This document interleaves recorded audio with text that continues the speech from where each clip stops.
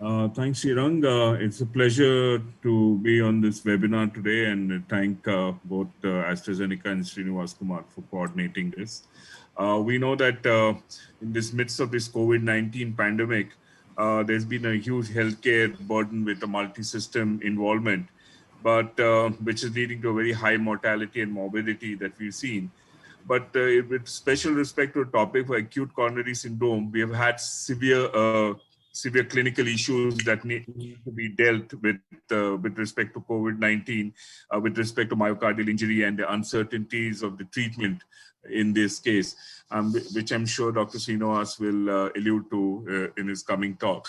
But there are four major concerns I think we need to look into with respect to ACS and COVID-19. The first being the differential diagnosis between an acute MI and COVID-19 induced myocardial injury, which is, I think, very important to differentiate because, we could be dealing with either viral myocarditis or an acute MI. Of course, the details Dr. Sreenivas will be telling us.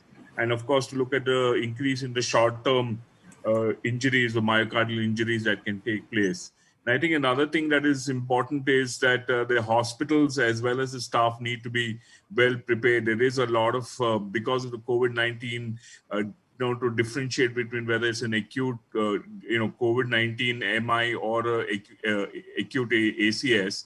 I think the hospital need to be also well organized, with respect to the staff, so that there is no issues in having problems and with respect to being full PPI kits and diagnosing these patients early, whether you need to take them in for a PTCA immediately, or you need to thrombolize them or see whether it's due to COVID-19. So I think with this small brief background, I would request Dr. Sreenivas to kindly start his talk, and then we will take some questions later on from the participants.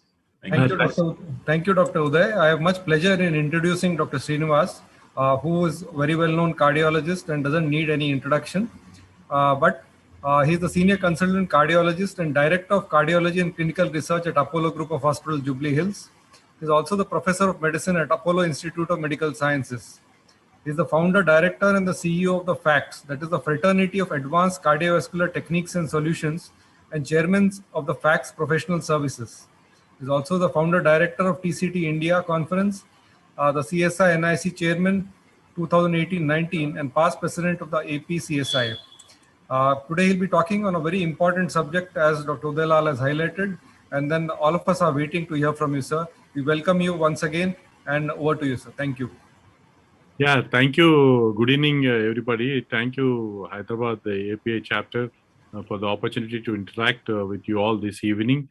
And good friend Dr. Uday and many others, and teacher, most respectable Dr. Bhargava sir, we were just discussing in the morning. And thank you, Astrazeneca, for making this possible. And what I would like to discuss is, as already introduced by Dr. Uday, the various presentations of COVID, and with stress more on acute coronary syndrome management in this COVID pandemic.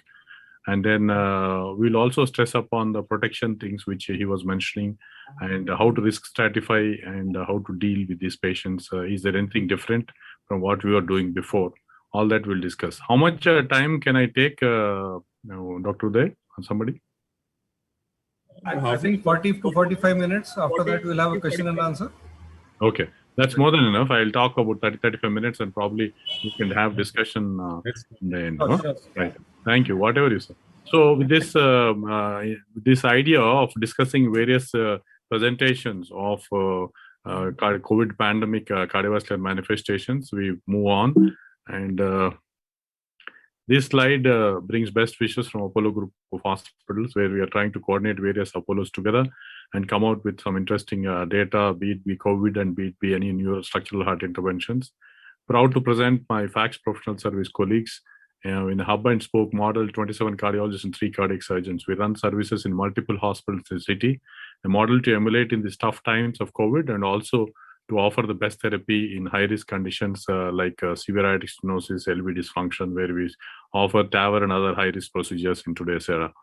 So what we want to discuss and take you through in the coming 30 minutes is briefly start with a positive note of incidence of ACS cases and MIs during the tough COVID times.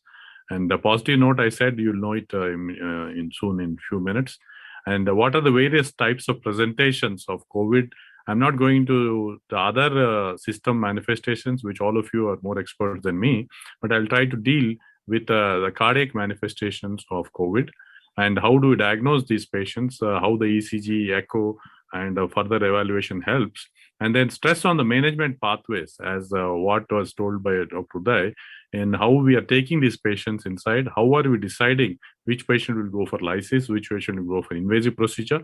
And in today's era, we are also stressing a lot on structural heart interventions like TAVR procedure, percutaneous aortic valve procedures, which are sometimes very high risk and patients waiting could pop off.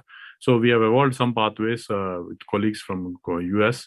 We'll also touch upon briefly, though it is out of the purview of today's discussion. And personal protection and protection of workspace and equipment, how we are planning at Apollo and various other hospitals also simulate it. And show you some interesting case examples depicting these various case scenarios. And take a little more few minutes time on the role of these newer antiplatelet drugs, especially in this era of COVID, where we note to have increased thrombogenicity, which is not only important in patients of ACS, but especially when you're dealing with stents, there could be some increased incidence of stent thrombosis. That's why there is data coming up with more usage of more potent antiplatelet drugs like ticagrelor, the molecule of today. I think AstraZeneca makes it as Brilinta, and various other companies are also available. And they conclude in the end with paying my salutations to COVID warriors. If you see, this is last year data. We didn't collect this year, but in the COVID times, there was 30% drop initially. Later, the cases dropped to 50%. So this is ACS acute MI incidents have decreased country or world all over by 58%. So various theories have been proposed. This is seeing something good even in these adverse conditions of COVID. And that's why I just thought I'll start off with this positive note. Probably there is less of stress and stress of work, competition, productivity, all that is decreased with professionals. But on the other side, COVID stress could increase. But obviously, doctors, which are now, we know little more than others, so we should not take too much of COVID stress. But other professional stress and competition stress could be less. That could be a major factor precipitating ACS and doctors and many other people. And environmental pollution, again, exposure is much, much less. This is also proven as a definite risk factor for ACS scenarios. So it is much less because of less travels. And chance of exposure to minor intercurrent infections because of less movements and because of worry of COVID infections, there could be also a possibility that some of these patients are not coming to the hospitals. The referral hospitals, lack of transport also could lead to less presentations. And we stay at home more longer. And probably people around us who like lovable ones with good immunity boosting foods and avoid exposure to risk. And then less exposure, obviously, to bad habits when you're at home, like cigars, alcohols, and the family bonding. And finally, meditation and regular yoga and small-scale walking, whatever in your neighborhood, is also helping. So in other words, to say there is decreased incidence of ACS, MIs noted in this COVID era, and not by 1%, 2%, but decreased. This is a documented incidence of 58% decrease in this COVID era. We'll discuss more about it in the discussion.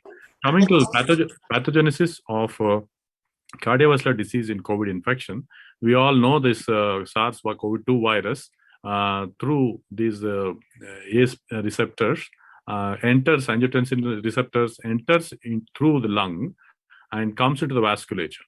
Once it enters the blood, then it is basically attacks the endothelial cells. As we know, it is there as a part of every vasculature of any organ. So it causes diffuse endotheliitis. And what is doing it in the heart is when it affects the major coronary arteries, the patient could present with a macrovascular obstruction like ACS and acute MI. But we also see some variants like small vessel obstruction, small vessel disease, where you get a diffuse microvascular dysfunction, LV dysfunction, without obviously localizing to any arterial territory. Then coming to that is a major and minor vasculature involvement. Sometimes this virus could attack directly to the viral myocardium, leading to fulminant myocarditis and precipitation of heart failure. Then sometimes before it becomes fulminant, it could lead to minor myocardial injury, leading to just asymptomatic troponin elevations. But when this becomes severe, the myocarditis could also progress to heart failure. Suddenly, it could also lead to arrhythmias. And other interesting thing, what we noticed is that the conduction system, not only arrhythmias happen, but sometimes the sinus tachycardias, bradycardias, occasional VPCs, and sudden beating abnormalities and sudden cardiac deaths are also noted. And when you see the other aspects of when it is increasing, when the patients become more and more sicker with more cytokine storms, with more of macrophage and T-cell inflammations, and then gradually all other organs get affected. That's how they gradually land into multi-organ failure, sepsis, secondary infections, and SARS-like syndrome. So that is the worst possible scenario. But fortunately, though I have described, I have further come to it. What all I mentioned is that I have tabulated again here. Major vessel obstruction could lead to acute MIs. Microvascular obstructions could lead to STEMI mimics. It may not pertain to any particular artery territory, but it can have diffuse changes. Sometimes only asymptomatic troponin elevation leading to precipitation of heart failure, direct myocardial involvement leading to myocarditis and cardiogenic shock type of situation, massive inflammation, immune activation, cytokine storms leading to shock, then gradually multi-organ failure, acute renal and liver failures. Sometimes we also see in some cases of just pericardial involvement leading to pericardial effusion and tamponade. Arrhythmias, atrial fibrillation is commonly seen, but mostly it is atrial tachycardia, ventricular arrhythmias, very rarely sudden cardiac deaths. And the thromboembolic complications, this is another thing. What is COVID virus is doing, as we know, it is altering the bleeding and clotting mechanism in the body. That's how there is more thrombogenicity noted, increased platelet stickiness is noted, and deep venous thrombosis, thereby again leading to pulmonary thromboembolism, right ventricular dysfunction is seen. We have also seen some cases of peripheral DVT, and not only that, and both arterial and venous thrombosis, and some episodes of stroke, typical presentations leading to neurological deficit is also seen. Though list is very long, I would say that is very fortunate that I should stress that all these things happen in less than 5% of population affected by COVID. So 95%, nothing happens. And some of these unfortunate patients who land in more trouble could be 1%. This is for one way, it is good for us, but it is good for us to note all these various manifestations which can happen with COVID infection. And initially, we were thinking which are the subset of patients which are more prone for COVID infection. We became wiser with these various registries which came up. There's a large registry, 169 hospitals together, where they collected patients of more than 8,000 data, out of which 515, about 6% developed COVID.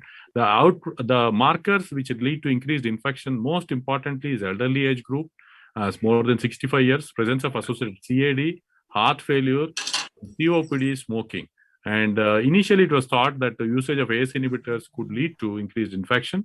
But on the other hand, this Italy and New York, all this data analysis showed there is no increased susceptibility. On the other hand, there is a mild benefit by using ACE inhibitors or receptor blockers. Patients who have hypertension have increased risk, but not patients who are using ACE inhibitors or ARBs. So now that we know we are the high-risk people to suspect COVID, now we'll see what are the slight abnormalities which we can get. The commonest abnormality which we see in ECG is basically, as told, is a sinus tachycardias, and the arrhythmias, it is like atrial fibrillation seen in 22%. And it could go up in elderly people. And when the patient goes into thromboembolic phenomena, and then he goes into S1, Q3, T3, pulmonary thromboembolism pattern, incomplete right bundle block or complete right bundle block, then he goes on to develop RV dysfunction, further problems. Then you also get pathological negative T waves and prolonged QTC intervals and sometimes non-specific abnormal. This ECG shows what is commonly seen, RBB type of pattern. And then if you see the S1, S wave in lead 1, and Q3 and T3 patterns is described in the patients who go into pulmonary thromboembolism. It's very important also to stress the importance of echocardiogram.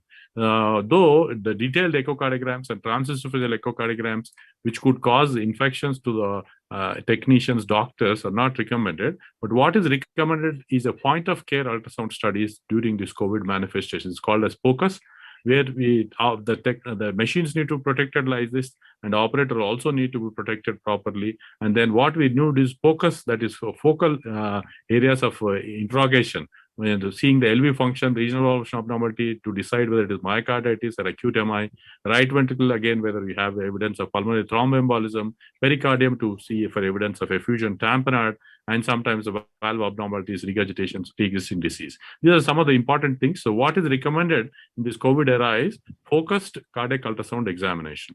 So now that we know what are the various presentations of cardiovascular manifestations, how to diagnose these patients using ECG and echo, now we will proceed to management pathways in the present era, what we are interested. In any hospital for that matter, and Apollo Health City anyway is a big place where you have separate building for COVID. All that was there before, but as the COVID cases increased, then gradually they encroached on to the regular hospitals also. The ER triaging happens, and depending upon what is the nature of the patient, whether it's already diagnosed or suspected case, we proceed taking the patients in. If a patient is already known positive case and has a definite disease, it will follow a different pathway, and suspected patients will follow a different pathway. So depending upon the patient risk factors, risk status, whether it is a known confirmed case of COVID or a probable suspected or a negative case of COVID, then we decide how to deal with these patients. So when you have a patient who have a group A, means confirmed COVID-19 patient, we have a different protocol. And when you have a suspect patient, then you wait for some time to clarify it and take a decision. Whereas group C is a low probability and almost negative type of patient, which follows the routine protocols. If you see what is happening in the ER, and there is definitely no COVID, then whatever the standard operating protocols in your hospital, it is being followed. But when COVID infection is definitely possible, then you take, depending upon the clinical scenario of patient, whether it is urgent, then probably you follow all the precautions and take them to lab. If it is only stable patients, probably you can quarantine them and manage outpatients also. I thought I'll just project this robotic entry and for temperature testing and all, which is being done in some hospitals, which was very worried initially, but later on the checking patterns are changed. And if you see, depending upon the type of patient, you decide what therapy to follow. That's what I said. Group C is, that means negative, almost negative, low risk patient. Whatever policies you had probably in the pre-COVID era, you follow the same. If it is MI where you don't have facilities of cath lab, you could go with reperfusion. If you have facilities of cath lab which can be reached within 2 hours, again you take for primary PCI. It is same like before. Now we are interested in the present scenario for group A and B patients. Group A is definite COVID patient. Group B is suspected or high possibility of COVID patient. So here again we decide to whether to take them directly to lab or to give thrombolysis depending upon the risk stratification of that particular patient. If a patient has a very low risk features like a small MI, lateral wall MI, patient is hemodynamically stable, then we tend to avoid infecting the cath lab parafernalia and the cath labs and other stuff. So we try to manage them with systemic fibrinolytic therapy. But at the same time, if a patient has high risk features like large anterior MI, hypotension, Killick class, significant cardiogenic shock type of situations, arrhythmias, and delayed presentation, these are the patients. Unfortunately, some of them come very late because of worry of COVID. Then these are the patients who need to be managed by primary PCI procedure. Now that we have decided these patients to take them to labs with a primary PCI, then what are the precautions to be followed? I will take you through some of the case examples and take you through these various scenarios. This 50-year-old female hypertensive under control, presenting with breathlessness. See, this is asymptomatic breathlessness, some mild RWMA hypokinesis, but I'll show you the ECG. See this gross STT changes. So obviously, if anybody would consider as ACS, and these patients would benefit more because if you remove the block, probably you can prevent the occurrence of myocardial infarction straight away in these patients. So this sort of ST elevations in AVR or diffuse STT depression generally go with significant left main disease or proximal disease. And sometimes they could have troponin elevations. This patient tested again came little positive. So that's how this patient is wheeled up. But fortunately, God is great. And this lady didn't have significant block, but for some mild disease. This could be something like Minoka type of disease or stress-induced problems which could happen in these stressful COVID scenarios. Another patient, he comes with classical retrosternal chest pain, 65-year-old male with all the possible risk factors he has, hypertension, diabetes, and everything. Then ECG also shows some changes already. And then we went to V3, but because of this waiting period of whether to get the investigations of COVID and things, then his pain increased, the ST elevations were increasing. ECG also showed RWMA in LAD territory, and then chest X-ray started showing pulmonary edema and emergency is taken. Then this patient, when you take to cath lab, obviously you found LAD block here. For the sake of time, I didn't take running pictures, but if you see here, LAD is totally occluded. Then this patient is again explained and taken up for the procedure PCI. LAD is totally opened up. If you see, it was occluded here, and then LAD is totally opened up. And then this is the appearance, a pathetic appearance what we have. And it's easy to say do primary PCI, but this sort of level 3 care which you do it, this is obviously me. You can't even make out because of so much PPE material which we use. But now of late, we became a little more braver probably. We are not using all this, but most important what is recommended is N95 mask and double protection, double mask, and we put a face shield definitely while doing these procedures. And the idea is to do a quick job and come out, because the more longer time you get exposed to such patients, the more chance of getting into positivity. And then this is the donning and doffing pattern of the PPE kits, which is already known to many of you. But then this is important, how to preserve cath lab. And it's very important for some of the cardiology colleagues who also joined, is basically to take care of the team, because personnel is very important. We need to, again, have a clear protocols, working protocols, not to involve all the staff together, probably design their schedules of working. And then the safety of lab is also important. Then probably out of the 3 labs which we have, one we have designated as a temporary COVID lab in Apollo, and probably arranged for negative suction of ventilation and things like that, and which will help in preventing further infection. Obviously, cleaning other things would be also important. There's interesting data came up from this robotic PCI. This Apollo Chennai, they acquired this already. We are in the process of getting it. Basically, this helps you not to get directly exposed in these tough COVID times. They have shown some case reports with this, but obviously everything is not possible to this robotic PCI. The said patient in which we opened up the LAD, once you open up, that is the power of PCI, ECG settles, LV dysfunction settles, and patients improve dramatically and get discharged. Another story of a pharmacoinvasive strategy. This is a 50-year-old male diabetic patient, chest pain of 2 hours duration, ST elevations noted here, and obviously supported by RWMA and LAD territory. But these people were worried. This presented to some other hospital before, which we then they gave lysis. And the problem is initially it opened up, but he had started having chest pain again. Then he shifted to us, and we took them to cath lab. LAD was occluded. Then we opened up the LAD, and then patient did well. So those are some of the stories which I said, the directly primary PCI and pharmacoinvasive strategy, some fortunate patients who could just have almost like a normal coronaries or stress-induced problems. Now I'll touch upon the guidelines which are mentioned in this COVID pandemic, SKY, ACC, and also touch upon our local CSI guidelines. Depending upon the STEMI presentations, which I have shown, if a patient has a definite STEMI, and then probably PCI center, you do primary PCI with level 2 PPE kit, what we've shown, more than 2 hours time it is taking, you take them from pharmacokinetics strategy. So practically speaking, it's same like before. They've given 1 more hour of delay could happen in COVID times. But if it is only probable STEMI or STEMI mimics, you can observe them and conservative management to avoid too much exposure to cath lab staff.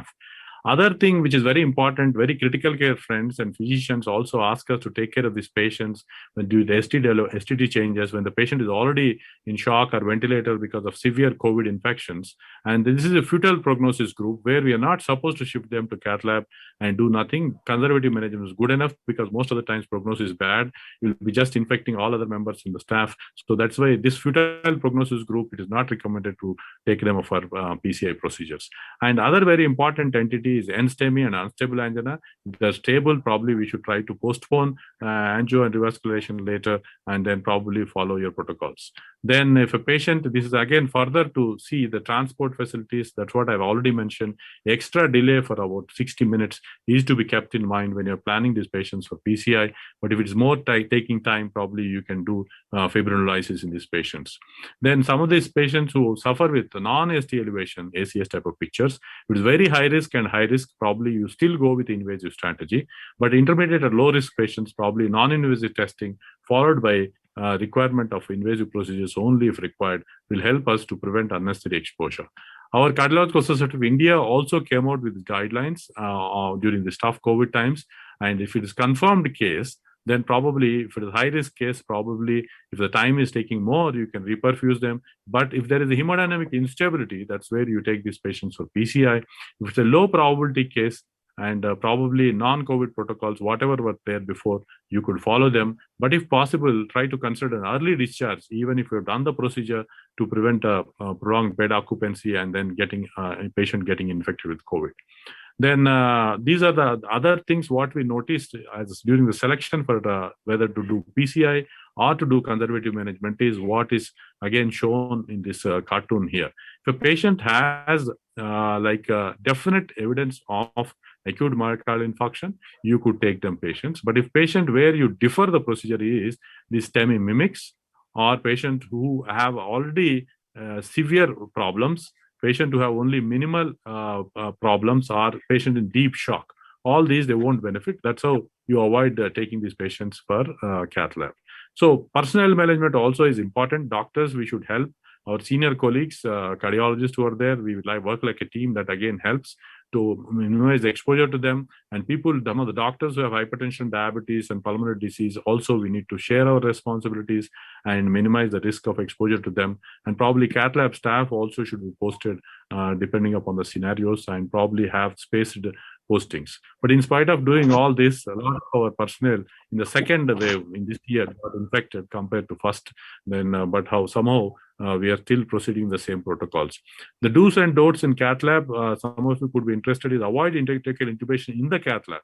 If you feel there's a chance of patient becoming sicker, probably intubate them before, and then probably just using nasal cannulas and non-invasive ventilation is not recommended, because more chance of patient labs getting infected.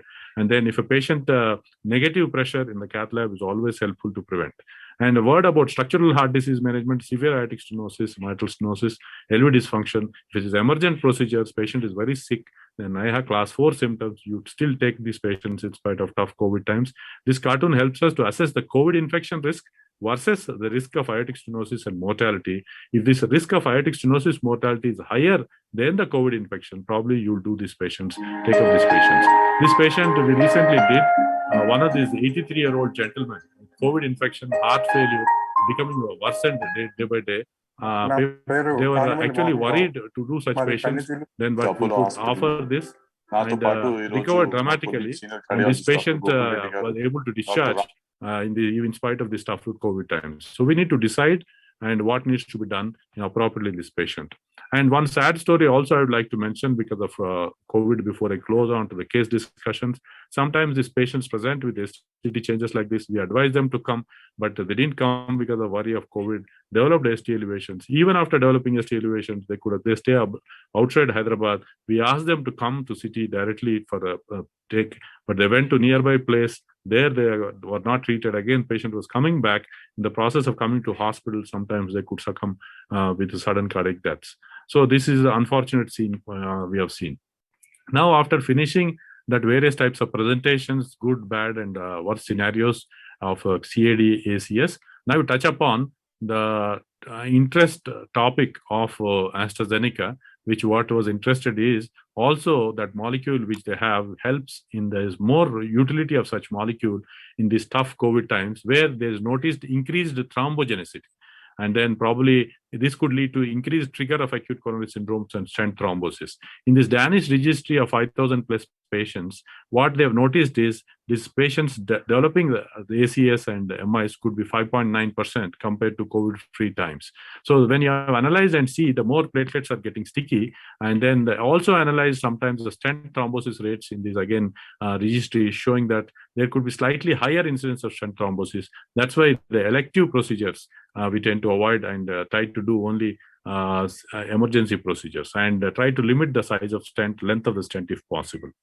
So then, but we now know that there is increased thrombogenicity, but at the same time, we also said that any patient who needs primary procedure should be taken for the procedure. We need to have a better platelet inhibition. Then that's how we were taking help of prasugrel, which is again newer antiplatelet drug which has come, more potent definitely. But the problem is when you are giving this molecule with a patient who already had lysis, or then the TIMI 38, what it showed, though efficacy was more, there's more risk of fatal bleeding. So obviously this can be used in a thrombolytic situation where there's always more risk of bleeding, but primary PCI still you could use that molecule. So we were wanting to have a molecule which more better antiplatelet effect, more rapid onset of action than clopidogrel, with better platelet inhibition, but at the same time less bleeding risk. That's where the ticagrelor is a molecule of choice, which came initially. Plateau trial showed that clopidogrel decreases risk significantly compared to clopidogrel, ticagrelor, and then definite stent thrombosis rates were also decreased by 33% compared to clopidogrel. So at the same time, what worry was there with prasugrel of increased bleeding? This was not there. Bleeding was comparable to clopidogrel in this trial. If you see the mortality outcomes of various subgroups, plateau overall related risk was decreased significantly, and then patients who are going for invasive medical management or PCI or CBG all benefited by using this molecule ticagrelor. If you see how long the benefit lasted, the benefits went on right from 30 days to a year, and wherever you saw there is mortality benefits are continued. If you try to see vis-a-vis, there's no direct comparison of the three molecules, but if you see what benefits were there with earlier clopidogrel molecule compared to ticagrelor, probably ticagrelor is 3 times more potent in decreasing the cardiovascular death. And if you see here, probably significantly less number of MIs, and all-cause mortality again was significantly better compared to clopidogrel. We can't directly take it as a head-to-head comparison, but overall numbers, it suggests that this molecule is more better. Can we use this molecule? Because prasugrel, we said we can't use it when the patient was going for fibrinolytic therapy. Whether this patient, this ticagrelor can be used or not, this was studied in TREAT study, where they used clopidogrel in one arm and ticagrelor in the other arm, and saw that how these patients had bleedings. It's very good to note that none of these bleedings were higher compared to clopidogrel.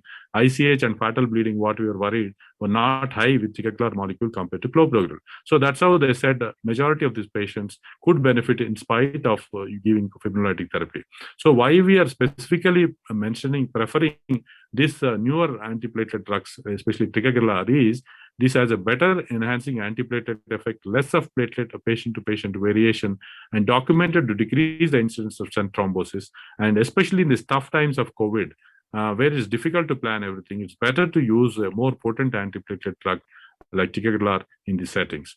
Other beauty of this molecule is it has inhibition of this adenosine pathway uptake. Then that's how there is a vasodilatory properties are also noted.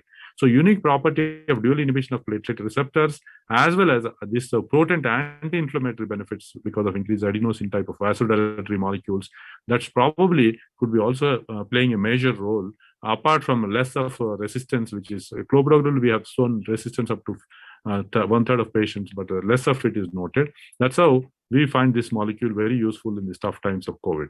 If you see whether ticagrelor is useful only with primary PCI, which started, obviously, we said 21% relative risk reduction.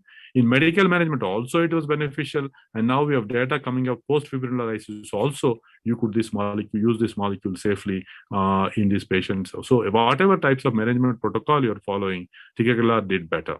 So then the question comes, which brand of ticagrelor you are using? Obviously, which of you must be having your own thoughts on this. But this is a complex molecule, which a lot of possible variations, stereoisomerisms, that's what is mentioned.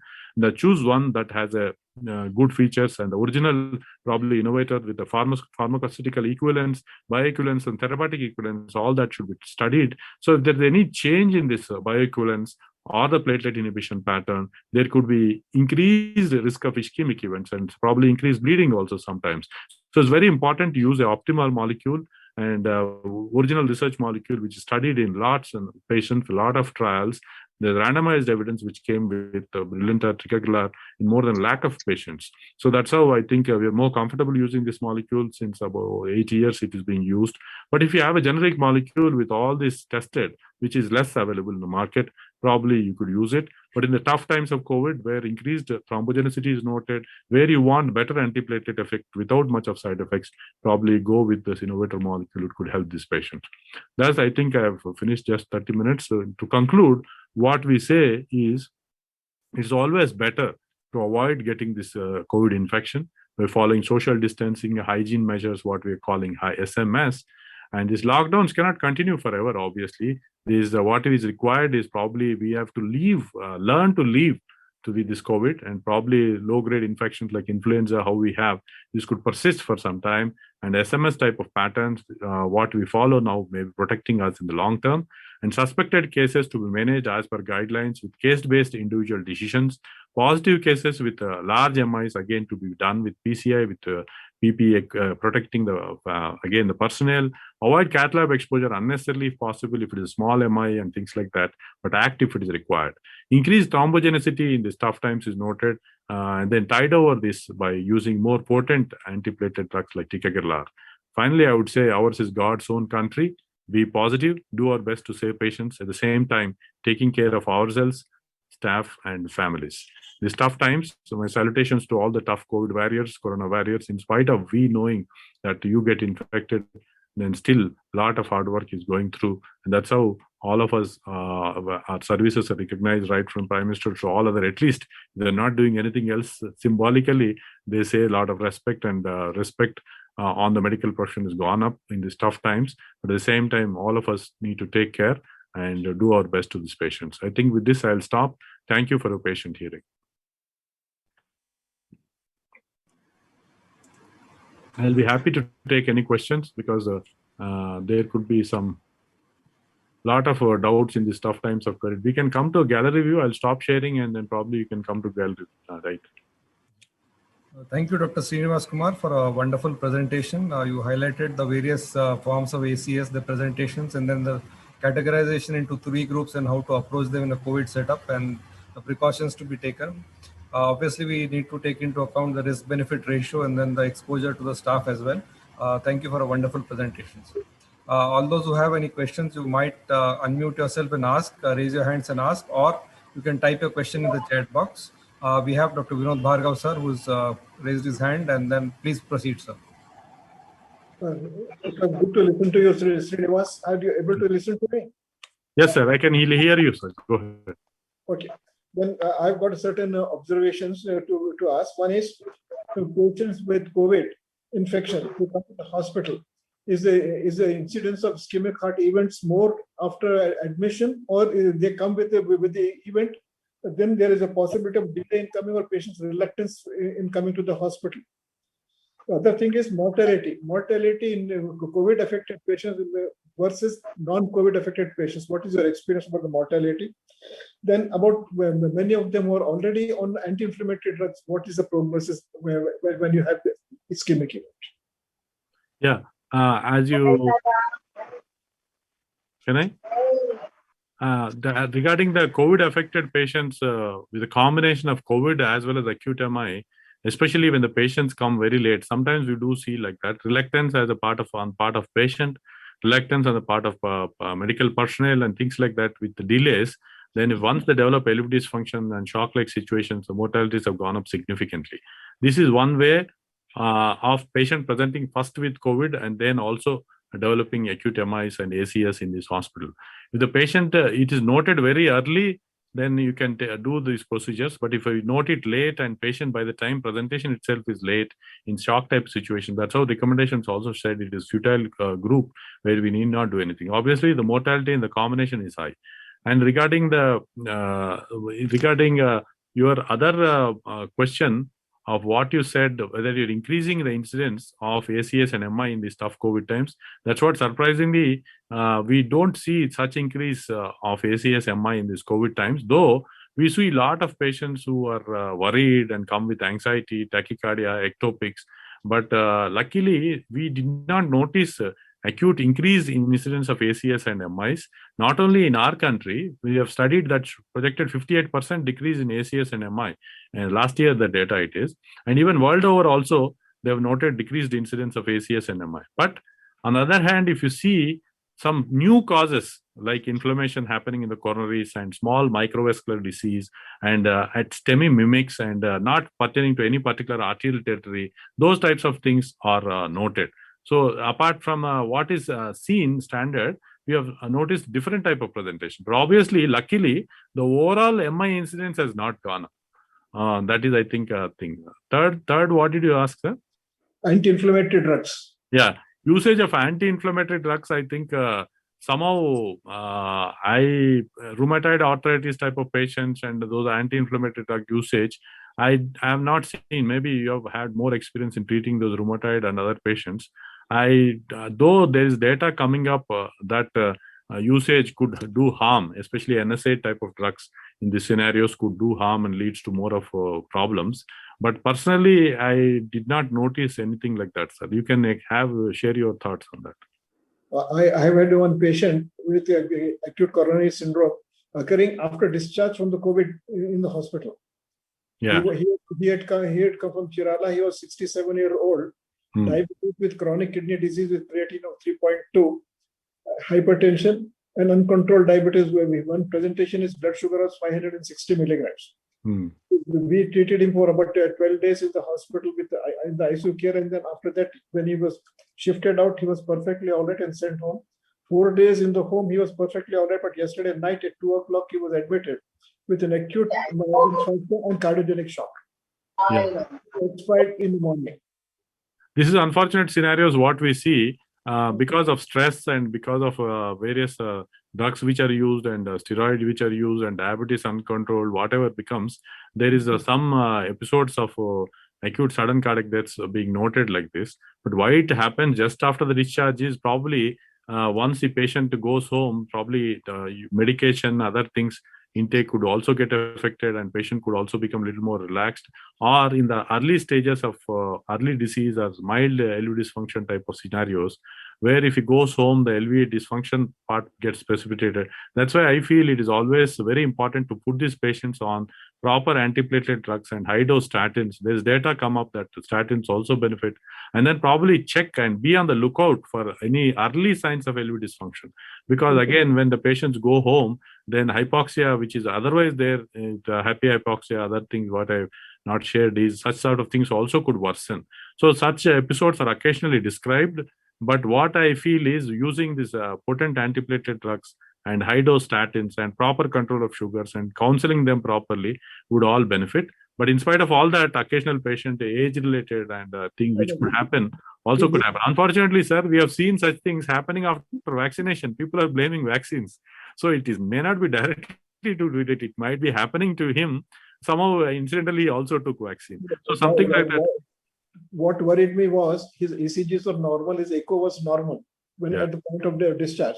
And then we put him on apixaban as an anticoagulant following Clexane, which was given to him during the acute phase of illness. So whether I made a mistake in not giving antiplatelet agents and gave apixaban, or whether that would have been better. Yeah, recommendation is to avoid aspirin and give antiplatelet plus little low dose NOAC. So don't stop antiplatelets totally, because the mechanism of action of antiplatelet could be different apart from NOACs. NOACs, though they're very potent anti-thrombotic drugs, anticoagulants, but antiplatelet effect may not be as good as these molecules. If you are worried in elderly patient because of bleeding, by combining NOAC with antiplatelet, that's where I think less potent clopidogrel also could be used.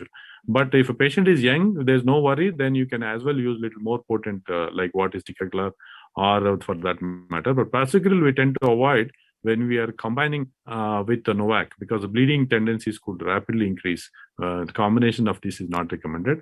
But aspirin, again, don't give them a triple drugs. Avoid aspirin and give probably clopidogrel and NOAC in such scenarios. And what you rightly said is avoidance of antiplatelet could have precipitated, because sometimes these platelets could become more sticky and land in trouble. That could have also precipitated ACS in this said patient, what you're saying. Thank you. I think this is a very important message, sir, what you highlighted. Continue. We keep telling patients, because of COVID, the new battery of tests and battery of some 10 drugs are written to patients of COVID. In this, taking these vitamin C's and all these tetracycline, whatever, all medicines which are recommended, some not recommended, all that, patients are sometimes forgetting to take the old molecules. It's very important on our part to stress this fact that whatever medication he was on, be it antiplatelet, statin, or antihypertensives, antidiabetics, they should be sticking to those medicines regularly, because the amount of damage which it can cause when the drug is stopped is more than by not giving this homeopathy or mixed masala treatment for COVID. So it's very important. At the same time, if patient becomes sick, whatever needs to be given, we need to give.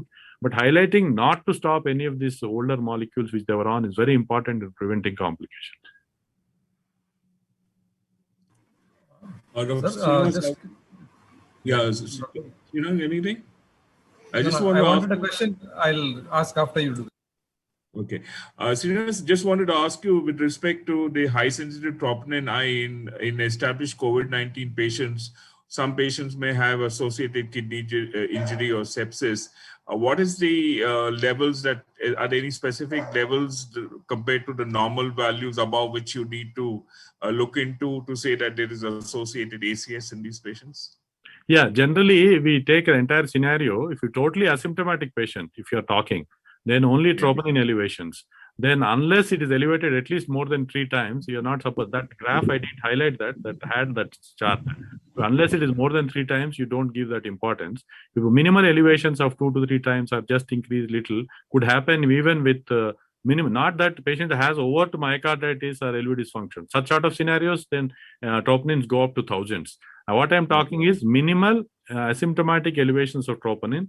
Unless it is less than thrice the normal limits, you need not worry so much. Some minimal thing is increased. But what we also clinicians see is we repeat troponins and see whether the values are escalating. The values which were there about 25, 50 before, now it suddenly goes up to 5,000. Then you start suspecting something. Generally, it should be also associated with some minimal ECG changes, if not classical MI pattern. So that's where we also tend to evaluate these patients further. If patient is hemodynamic stable, we are not doing angios immediately till they finish this 2 weeks period of infectivity. But if patient develops overt MI only, then we take up all the precautions and shift them to lab. And we have done some patients of primary PCI from acute critical care units too. But only minimal elevation. So to answer, if it is less than 3 times, don't worry. Just think it as some asymptomatic elevation. If it is a little more, then keep following up patient, repeat values, and then decide depending upon what comes out. Thanks. Dr. Sreen, can I ask one question? One question, sir. How long after the COVID period do you think this period of thrombogenicity or events is there? Because we have varied timing, 4 weeks, 6 weeks, 8 weeks. So what is the period you have encountered in your practice where people after COVID for this long also they've developed events? Yeah, probably we have to keep everything in mind and keep the entire clinical scenario into picture, and just chasing these D-dimer values, which is all often done, and CRP values and ESR values.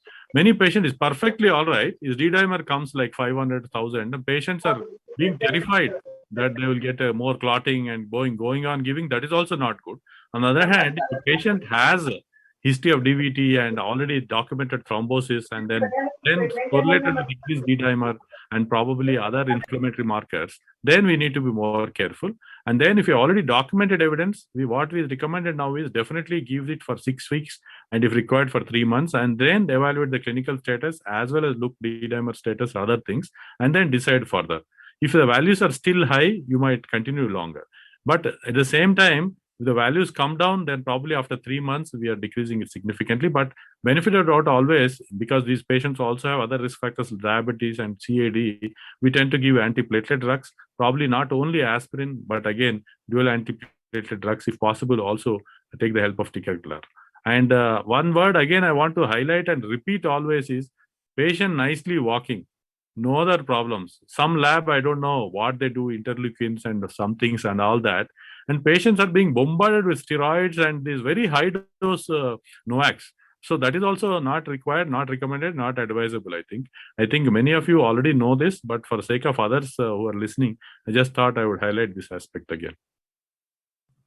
Thank you, sir. Dr. Vijay Mohan, please. Yeah, Dr. Sreenivas Kumar, good evening. Good evening. Your talk as usual, I hope you remember me. I know, sir. I'm wishing you. That's why. Tell me. State Hospital Nampalli. Yeah, I know. Your talk was very excellent, very nice and very educative and enlightening. But for us non-cardiologist attendees, it was a little fast. Anyway, No, sorry, sir, because I thought I should finish in 30 minutes, have some discussion. Yeah, even the terminology you use, because I'm familiar to all those terms that you use in Care Nampally, but people who are not really exposed to cardiology stuff, it will be little difficult to follow the way. Have some discussion, sir, to clarify some of the things, whatever it is required. I know. But it was very good and very nice. I have one or two small quick questions. Dr. Sreenivas Kumar, sir, in your experience, what kind of coronary lesions did you have seen more? Is it a diffuse lesion, or is a discrete lesion, or a localized lesion, which is more common in COVID-related cardiac events? Yeah, this is a very good point, sir. What is noted is increased thrombogenicity, how diffusely is noted all over. We have seen high thrombotic burden. That patient, what I have shown angio also pictures, huge thrombus burden. That this is common in non-COVID times when the patients present very late. Very late, all the artery gets clogged and the thrombus keeps on building. That is seen commonly. But here, what we have also noticed is not only the patients coming very late, even if the patient come in the first 3-4 hours also, we have seen some high thrombotic burden in these patients. So we have to take the help of more thrombosuction, more thrombectomy catheters. And that's how I think we also give GP2B3 receptor blockers and use more potent antiplatelets like ticagrelor. This is a very good point you made out. Pathophysiologically, what you have noticed is more thrombus burdens in these patients of COVID times with the associated ACS and MI. That's why if you can wait, if patient is not forcing us to do, go to lab, if you treat them with antithrombotic drugs, probably low molecular heparin and antiplatelets, and then take the patient for after a week or so, if time permits. Like if patient is stable, we are trying to do it after 2 weeks, once the infectivity goes, then probably the thrombotic burden could again decrease, and you could be left with small focal lesions, which could be tackled with stents. And those are various combinations, permutations, but by and large, we have to decide if patient is too sick, his pressures are falling down, we can't wait just because thrombotic burdens are high. You have to do situation dealing, but if time is given, probably treat them with drug therapy for some time and then take up later to avoid increasing thrombotic burdens and slow flows during procedure. That's a very good point, which I should have highlighted. We already brought it. Yeah. Dr. Sreenivas, one more quick question. Whenever we come across sepsis, as physicians, sepsis, multi-organ failure, be it viral or bacterial, sometimes the myocardium is involved for whatever reason. So we attribute the reason to the myocardial depressant substance that is found in these kind of patients, which can cause depression of the myocardium. Okay, in this scenario of COVID-19, is it the cytokine storm and hyperinflammatory scenario that is causing coronary endothelial dysfunction, or is it the myocardial depressant substance per se causing the hypercoagulable state? No, initially it could be starting with a small focal microvasculature problem only, sir. But as the disease progresses, as the patients become get into more and more this SARS type of situation, more of inflammation happening, then the myocardium could also directly get affected. Then patient general diffuse vasculature also could get affected, leading to thrombosis and hypotension. That becomes a vicious circle. So though it could start with the inflammation in the artery, endothelium, but gradually it extends on, and that's how the patients somehow you don't get them. This was seen actually in the first time. Now they become a little wiser, they come early. But if the patient's having delayed presentations, you find a mixture of everything. But so the more worse the abnormality, the more higher the inflammatory markers, interleukins and all that, the more worse is the prognosis, the more worse is the LV dysfunction. One thing I think all of you know, I wanted to highlight this fact again. If a patient has good LV function, put all your efforts, and then patient is more likely to recover. The single most important predictor, in spite of patient being on ventilation, NIV, whatever risk, sepsis, everything, if a patient has good LV function, there's a high chance that he will make it. If a patient has a severe LV dysfunction, don't be too aggressive. And whatever efforts we do, generally they go in vain. That's how patients stay in hospital for 30 days. Not to be taken as a dictum. If patients' attendants are conscious, doctors, they're aware, it's okay. But in general public nowadays, we get into disrepute because in our efforts to improve the patient, even the patient is having a very hardly contracting LV, we keep on trying various things, keep doing ECMOs and other things. Then that's where the bills go up and finally patients get endangered. That is why in the recommendations it said that these are a futile subgroup of patients where whatever efforts you're putting, the chance of recovery is less than 20%. That's why recommendations don't support it. But young patients, where still LV is maintained, you had white lungs, that's where I think ECMO or other things will help with these patients. And Dr. Sreenivas Kumar, you also mentioned that the valves can also be involved. You mean to say that the endocardium and pericardium also can get involved post-COVID pericarditis? Yeah, we have noticed pericardial effusions with COVID. Most of the times it can also happen because heart failure gets precipitated. There could be some transudate collection also around the pericardium. It may not be direct infection of virus only, but we have noticed that way also. Patient not being heart failure also has a pericardial effusion, and one patient had tamponade which we drained. That also we have seen. But generally, post-COVID, not even in the COVID, not post means not after 2 weeks. Even in the early stage, we have seen one patient where we need to wear everything and do tapping to the patient. So that is described.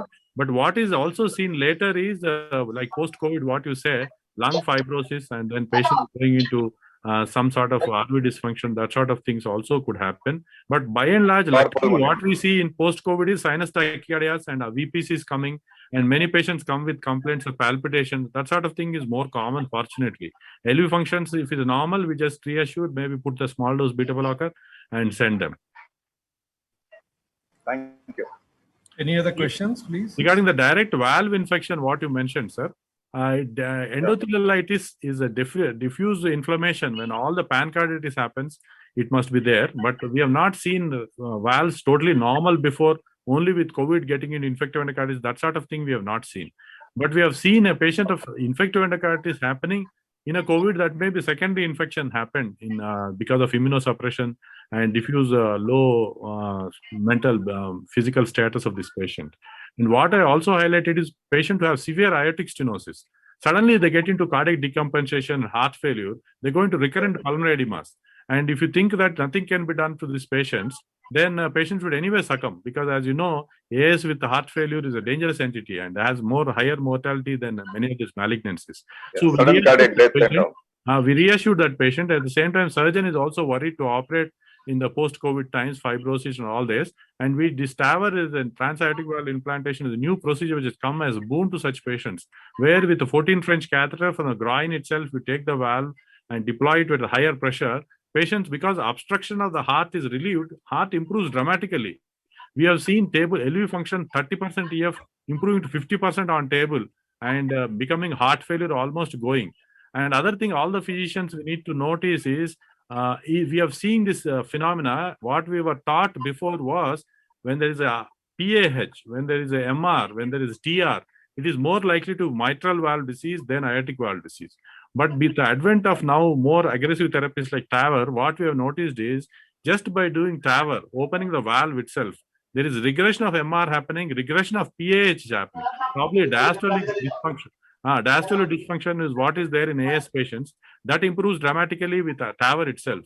So that's why the pathological classification staging of AS is also changed now, where if you have divided into 1 to 5 stages, the 4th and 5th stage is stage of PAH is 4th, and stage of CHF and RV dysfunction is also 5th.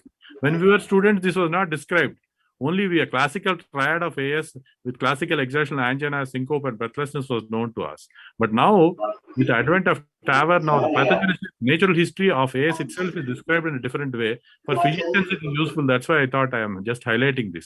Any patient of AS with PAH and CHF also will improve dramatically with TAVR. Thank you. There's a question in the chat box from Dr. Sreenivas. Could you mention the specific anticoagulant guidelines for treating COVID-19 patients? Yeah, I think this is another good point. What is generally recommended during these anticoagulants, if any of you are interested, European Society of Cardiology, European Heart Journal came with a statement position paper on the NOAC usage in this COVID era. And what it highlights is, you have basically NOACs, all of you know, you have dabigatran. Is it okay, sir, to talk a little? Time is there. I'll just finish.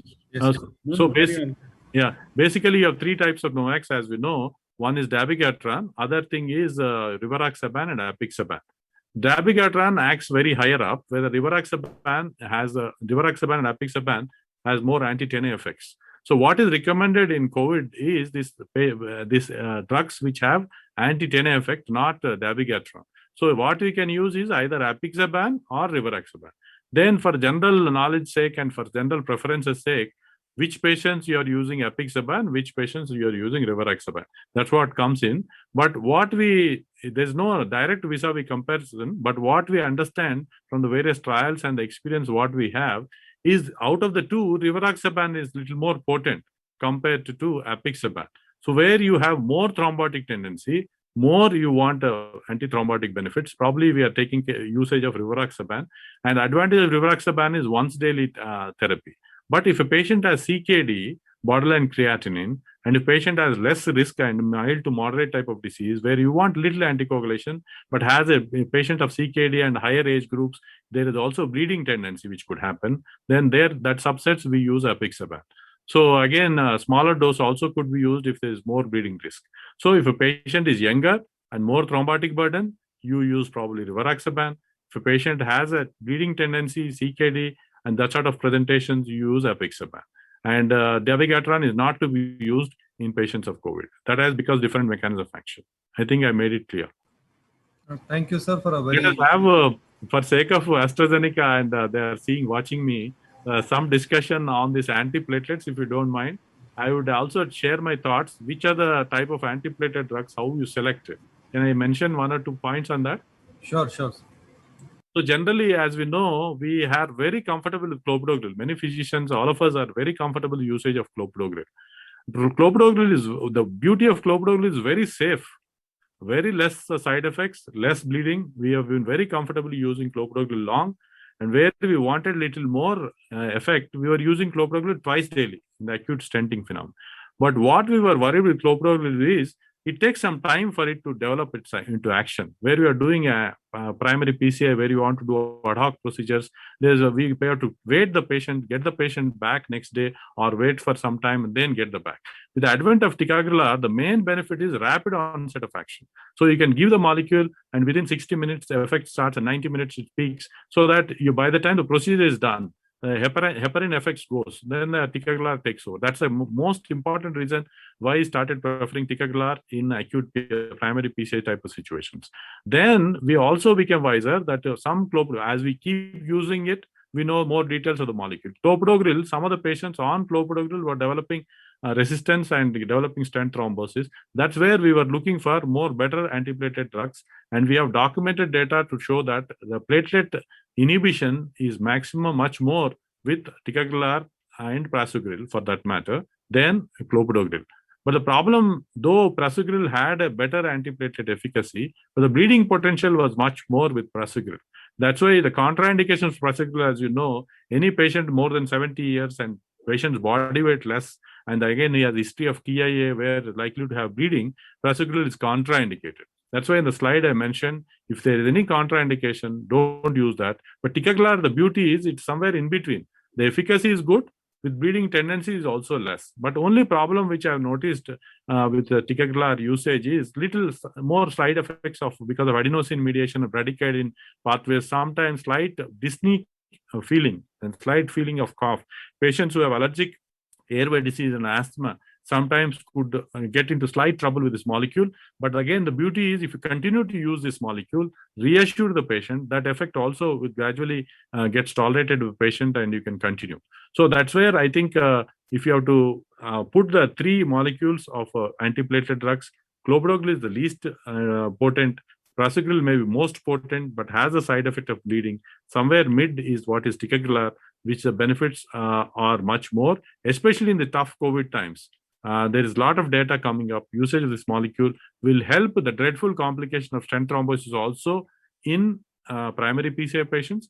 There's also data which has come up with post-lysis also. This can be used safely. That's what is the TREAT trial which I've projected. I think that is okay. There's one more chat question. Can I take that? Tejasvi. Sir, COVID patient on antiplatelet, but with D-dimer high. Your opinion on anticoagulation, which one to use? I think I did mention already about it. Don't get confused between antiplatelet effects and antithrombotic benefits, right? Anticoagulant benefits. There are 2 different pathways, obviously, as you know. So one, we are addressing the antiplatelets. That is also, platelets also are becoming sticky in COVID. And then another thing is by derangement of pathways, of thrombotic pathways, we get into problems. So we need to take the help of both if required. Keep in mind what patient we are dealing with. If you feel that there could be more bleeding, then that's where you can avoid using very high doses, and probably use both tablets and give the benefit of both the molecules to this. Which antithrombotic drug to be used, I already mentioned. Out of these two, apixaban or rivaroxaban, one of it you can choose. I think I have answered that. Any other question, Dr. Tejasvi? I think whoever is asking question, they can open up the camera so that we have some eye contact, at least. Very nice, sir. Thanks for this opportunity. I don't know whether we have time, but in these tough times also, the API continues because we need to move on. We have to live with it. It doesn't stop. That's why in cardiology also we keep doing meetings, conferences, and all, because people are now saying even the next year also third wave could come and all that. So in future it could become like a slow indolent infection, how influenza, swine flu happens now. So probably these SMS patterns should stay with us for longer. We become we have put one COVID challenge, sir, for our cardiologists. I'm just mentioning to some of you also. I think all of us should utilize this opportunity to convert some of the free time. All this time, I think Vika Bhargavas are also, and many others, we hardly spent any time with family at home. Now we are getting some time. So, but you can spend some time with family and watch TVs and all that, but continuously people, youngsters especially, are wasting a lot of time. So what I propose, the challenge is, utilize this free time to productive time. What we said is either you should do some new research, write papers or something in the free time, or acquire new skill, go somewhere and learn some new technique in your procedures or things like that. If you're not able to do anything, at least become more fitter, become more healthy and do walking. And I've kept a challenge for this. One of our senior cardiology colleague got award for it, COVID challenge, which said, what he did is he has written 6 papers, and he has learned new skill also, like not only skill may be professional, it can be non-professional, like out of our profession. He has learned a dance, and not very too much dance, but some dance, and he became lost weight by 6 kg. So that's a good way, I think, for all of us to become healthy and utilize this time, I thought. So all of us should utilize this time and do something good. COVID is teaching this. COVID is teaching all this for us. We were actually starting our practice morning and working till 10 p.m. in the night for what? So now at least some control is happening in life. Thank you, sir, for your message and wonderful thoughts on utilizing our time for more things. Dr. Rakesh also joined, is it? I see Rakesh. Yeah, Dr. Rakesh is there. Good evening, Rakesh. Good evening, sir. Convey my wishes to sir also. Yeah, sure. Very nice talk, and we really enjoyed your presentation. No, thank you, sir.